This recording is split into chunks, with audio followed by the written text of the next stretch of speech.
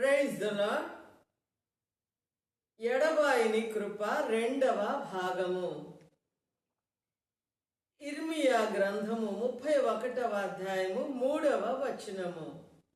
చాలా కాలము క్రిందట యెహోవా నాకు ప్రత్యక్షమై ఇట్ల నేను శాశ్వతమైన ప్రేమతో నేను నిన్ను ప్రేమించుచున్నాను గనుక విడువక నీ ఎడల కృప చూపుచున్నాను. ఈ ప్రవచనములు పలికినటువంటి ఇర్మియా ప్రవక్త సుమారుగా క్రీస్తు పూర్వము 650వ సంవత్సరము నుండి 582వ సంవత్సరము కాలముల మధ్య నివసించి ఈ ప్రవచనములను మరి మన వినికిడిలోనికి తీసుకొని వచ్చిన వారిగా చరిత్రను బట్టి గుర్తించుచున్నాము.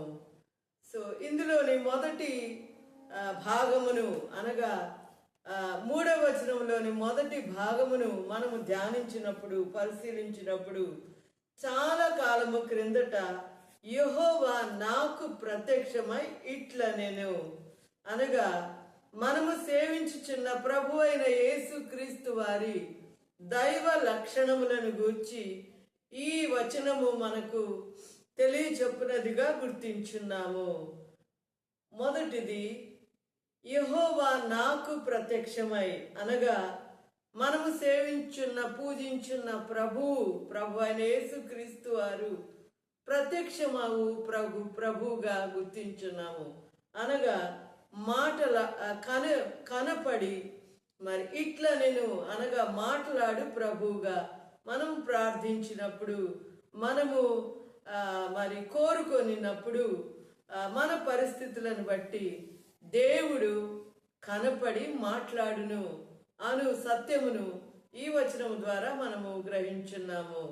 అంత మాత్రమే కాక ప్రభువు చాలా కాలము క్రిందట అనగా నెరవేర్పులోనికి భవిష్యత్ విషయములు రాకముందే నిర్ణయ కాలమునకు ముందే జరగబో సంగతులను తన ప్రజలైన వారికి తెలియచేసి మరి దాని ప్రకారము తన ప్రజలను నడిపించు వారిగా చక్కని బాటలో మనలను మన గురి యొద్దకు తీసుకొని పోవు మరి దేవునిగా మనము తెలుసుకొనిచున్నాము.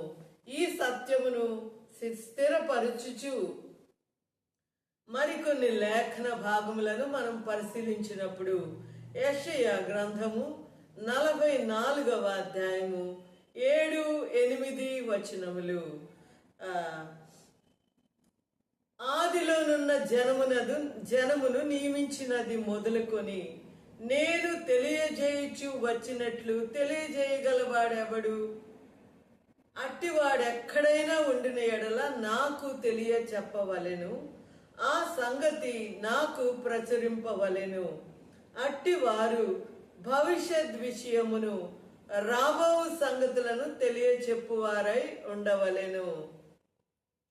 మీరు వెరవకుడి, భయపడుకుడి. పూర్వకాలము నుండి నేను నీకు ఆ సంగతి వినిపించి తెలియచేయలేదా? మీరే నాకు సాక్షులు. నేను తప్ప వేరొక దేవుడు ఉన్నాడా? నేను తప్ప ఆశ్రయదుర్గమేదియు లేదు, ఉన్నట్టు నేనెరుగను. సో ఈ లేఖన భాగములను మనం పరిశీలించినప్పుడు యెషయా ప్రవక్త క్రీస్తు పూర్వము 760వ సంవత్సరం నుండి 673వ సంవత్సర కాలములో మరి ఈ ప్రవచనములు సుమారుగా పలికినట్లుగా చరిత్ర ద్వారా మనము గ్రహించున్నాము. సో ప్రవక్త అయిన యెషయా ద్వారా స్వయంగా ప్రభు అయిన యేసు క్రీస్తు వారు స్వయంగా పలుకుచున్న దేవోక్తి అనగా తాను ఇచ్చుచున్నటువంటి మరి డిక్లరేషన్ ఏమనగా భవిష్యత్ విషయములను అనగా రాబో సంగతులను ముందుగానే తెలియచెప్పి మరి నిర్ణయ కాలము నా తగిన కాలమున వాటిని నెరవేర్పులోనికి తెచ్చువారు మాత్రమే భగవంతుడిగా దేవునిగా పూజింపబడుటకు యోగ్యమైన లక్షణముగా మరి ప్రభువు మనకు తెలియచేయుచున్నట్లుగా గ్రహించుచున్నాము. అనగా మానవ శక్తికి అతీతమైన పరిస్థితులలో, అనగా అసాధ్యములైనవి, అసంభవములైనవి మరి క్రియలు ఆ విధముగా ఉన్నప్పటికీ వాటిని తన ప్రవక్తల నోట పలికించి నిర్ణయ కాలములో వాటిని నెరవేర్పులోనికి తెచ్చివారు మాత్రమే పూజార్హులుగాను, అట్టివారు ఆ విధముగా మరి దైవ లక్షణములు కలిగిన వారు మరి ఎవ్వరునూ లేరని, కేవలం ప్రభు అయిన యేసు క్రీస్తు వారు మాత్రమే ఆ విధముగా భవిష్యత్ విషయములను ముందుగానే తన ప్రజలైన వారికి తెలియపరిచి వాటిని నెరవేర్పులోనికి తీసుకొని వచ్చి వారిగా స్వయంగా ఈ దేవోక్తి ద్వారా మనము తెలుసుకొనుచున్నాము.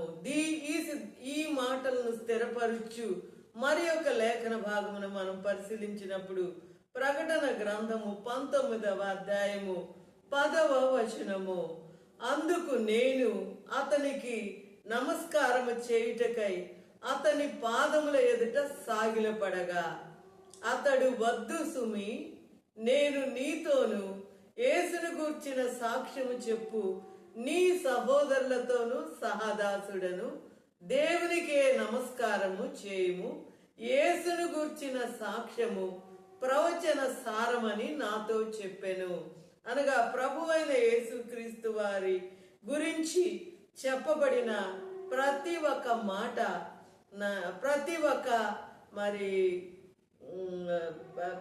ఒక్క తన జీవిత చరిత్రలోని ప్రతి ఒక్క ఘట్టము ముందుగానే తెలియపరచబడి అదే విధముగా నెరవేర్పులోనికి వచ్చినదిగా మరి మనము తెలుసుకొనిచున్నాము. అనగా ప్రభు అయిన యేసుక్రీస్తు వారి జననము, ప్రభు అయిన యేసుక్రీస్తు వారి యొక్క జీవితము, ప్రభు అయిన యేసుక్రీస్తు వారి యొక్క మరణము మరియు పునరుద్ధానము మరియు ఆరోహణము మరియు ఆగమనము అనగా రాప్చర్ మరియు ప్రభు యొక్క రెండవ రాకడ, తీర్పులు సమస్తము కూడా ప్రభు అయిన యేసుక్రీస్తు వారిని గురించిన సాక్ష్యము ప్రవచన సారముగా పరిశుద్ధ గ్రంథములో నుండి మనము తెలుసుకొనిచున్నాము.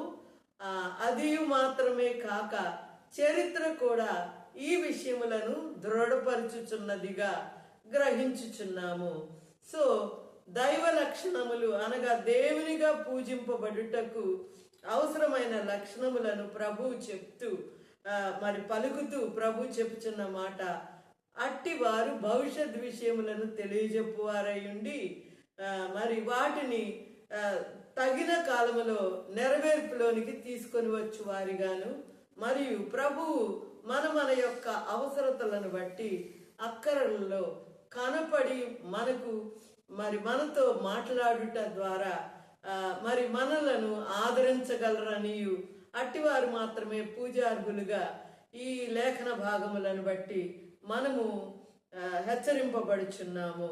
సో అంత మాత్రమే కాక ఆనాడు ప్రవక్తల నోట పలికించిన ప్రభు, మానవులతో మాట్లాడిన ప్రభు, నిన్న నేడు నిరంతరం ఏకరీతిగా ఉన్న ప్రభు ఈనాడు కూడా మరి నీవు నేను ఎదుర్కొనుచున్నటువంటి సమస్యలను బట్టి కానీ, లేక మనము పయనించవలసినటువంటి గురి వద్దకు వెళ్ళవలసిన మార్గములో వెళ్ళుటకు మనకు ప్రభువు తోడుగా ఉండి ఆదరించు, మనల్ని అదే బాటలో, చక్కని బాటలో, నీటి కాలువల యొద్ద మరి మనలను నడిపించు వారిగా మనము గుర్తించున్నాము.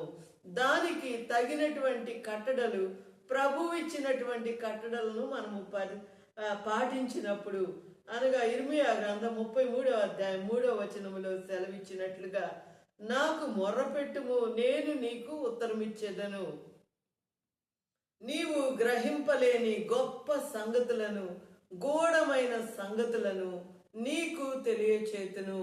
అనగా ప్రభు వారికి మరి దేవుడిగా పూజింపబడిన వారికి ఉండవలసిన లక్షణములను మనకు అవగాహన నిమిత్తమై ప్రభువు మనకు తెలియచేయచ్చు. మరి అట్టివారు ఆశ్రయదుర్గమైన వారు, మనల్ని గురి వద్దకు నడిపించగలిగిన దేవుడిగా కొనియాడదగిన ప్రభు మరి ఎవ్వరూ లేరనియు, అట్టి ప్రభు కేవలం ప్రభు అయిన యేసుక్రీస్తు వారు మాత్రమే అని మనకు తెలియచేయచ్చు. మరి ఇంత మాత్రమే కాకుండా మనం గ్రహింపలేని గూఢమైన సంగతులు అనగా దేవుని గురించిన మరి అవగాహన లేని మనకు దేవుని గురించినటువంటి పరిపూర్ణమైన జ్ఞానము, మనలను గురించినటువంటి జ్ఞానము, జ్ఞాన లాభము మనము పొందు నిమిత్తమై మనకు ప్రభు ఇచ్చినటువంటి కట్టడలను పాటించవలసిన వారముగా హెచ్చరింపబడుచున్నాము.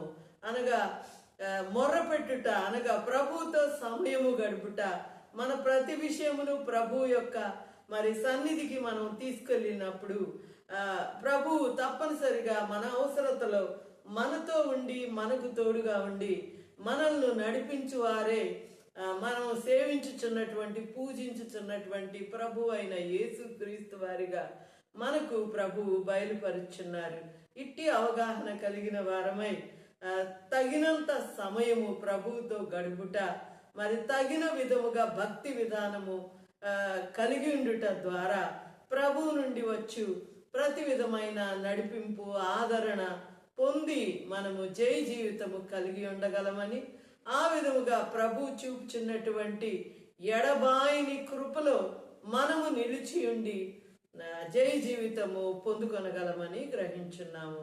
ఇట్టి అవగాహన కలిగిన వారమై పలుకుచున్న నేను, వినుచున్న మనమందరము కూడా జయ జీవితము కలిగి ఉండు నిమిత్తమై ప్రభు చూపుచున్న శాశ్వతమైన ప్రేమను బట్టి ప్రభు యొక్క ఎడబాయిని కృపలో నిలిచి ఉందుము గాక. హల్లెలూయా, ఆమేన్.